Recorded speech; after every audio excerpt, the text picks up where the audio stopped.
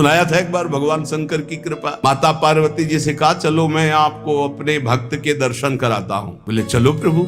तो बोले पहले अभक्त के दर्शन कर लो। तो गए तो 50 गाय 50 भैंसे दूध दुही जा रही थी। प्रातः कालीन का समय था। संत वेश में गए तो कहा भगत जी 100 ग्राम दूध दे दो, शालिग्राम भगवान को स्नान कराना है।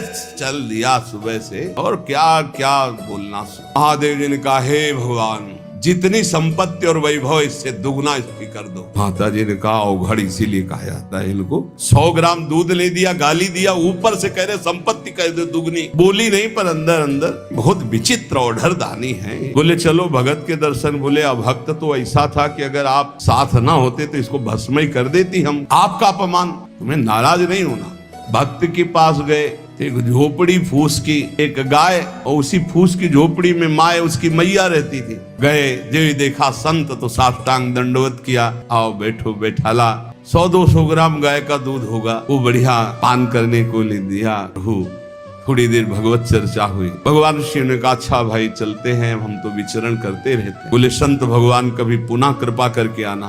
कुटिया के बाहर निकले और कहा हे करुणा निधान भगवान इसकी गैया और मैया दोनों हटा दो, मार दो। अंबा जी ने कहा आप बर्दाश्त नहीं होगा।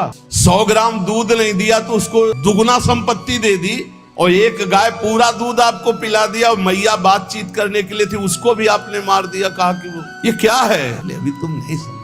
जब इतनी संपत्ति में साधु अपमान करके ऐसी गालियां देता, जब डबल संपत्ति होगी तो ऐसा अपराध करेगा घोर नरक जाएगा, समझो। और इसका कुछ मन मैया में जाता है, कुछ गैया में जाता है। दोनों भगवान के पास गए, भी अखंड हमारा चिंतन करेगा, ये हमें लीन हो जाएगा। माता जी का ये बात तो सही। तो बोले जिस पर मैं कृपा करता हूँ इस माया प्रपंच से उसे अपने स्वरूप में स्थित करता हूँ।